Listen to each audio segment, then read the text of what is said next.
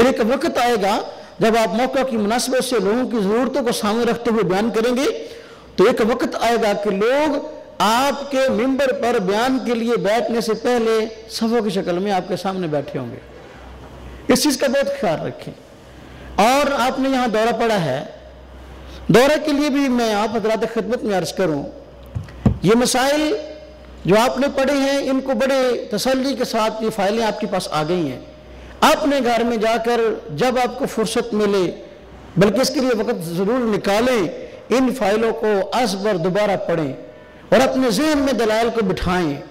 اور یہ بات یاد رکھیں کہ دلیل بعد کا مسئلہ ہوتا ہے، موقف کی تنقید پہلا مسئلہ ہے۔ سب سے پہلے اپنے موقف کو سمجھیں، اس سے پہلے فریق مخالف کے موقف کو سمجھیں، اس کے بعد باری ہے دلیل دینے کی یا دلیل لینے کی۔ کبھی آپ کا فریق مخالف سے سامنا ہو جائے تو آپ پہلے اپنے موقف کو دیکھ کر جائیں کہ ہمارا موقف کیا ہے، فریق مخالف کا موقف دیکھ کے جائیں اس کا موقف کیا ہے، اس کے بعد اپنے دلائل دیکھ کے جائیں اور فریق مخالف کے دلائل دیکھ کے جائیں۔ ہمارے یہاں عام طور پر ذہن دلائل کی طرف تو ہوتا ہے لیکن موقف کی طرف نہیں ہوتا، نہ اپنے موقف کا پتہ ہے اور نہ فریق مخالف کے موقف کا پتہ ہے۔ جان بین سے بحث ہو رہی ہوتی ہے، پانی میں مدانی پھر رہی ہوتی ہے، پتہ نہیں چل رہا بھی ہو کیا رہا ہے، اس لیے نتیجہ ہی نکلتا۔